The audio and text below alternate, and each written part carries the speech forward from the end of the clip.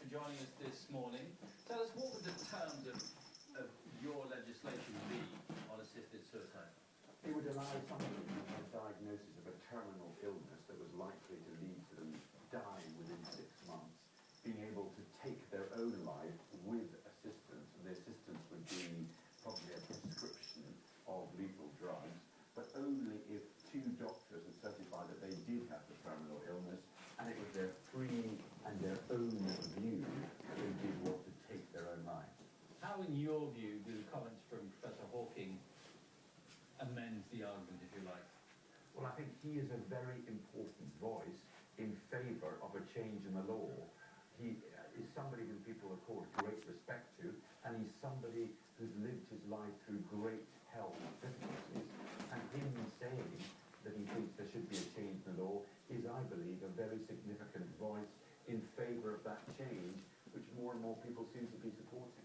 There's a lot of argument about safeguards and whether safeguards really are safe. Care Not Killing campaign, who are in opposition to assisted suicide, says the problem with safeguards is that they're never safe. There have been attempts to change the law in relation to this in the past, and none of them have succeeded so far.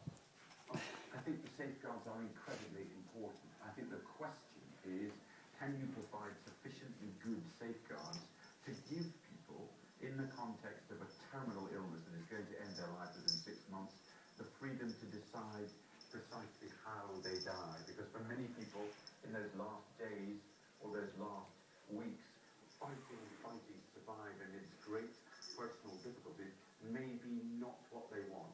As far as the safeguards are concerned, having 2 doctors look and decide that that's really what you want is probably a better safeguard than the current arrangement, which is where people who do want to end their own lives in the context of a terminal illness or otherwise go abroad to Switzerland, where there are, in effect, no safeguards. Yeah, I mean, it puts a lot of pressure on those 2 doctors, though, doesn't it? And would they be prepared to take part in that kind of scheme? Well, no doctor should be forced to take part in that scheme, but I think you will find that there will be many good-hearted doctors who will, and if one is thinking about the patient, the person who is going through those dying last days or last weeks or last months, thinking from their interests, this is probably in their interest, not necessarily to take their own life, but to have that option if they want it, which very many people will not take, but a few will. In the Netherlands,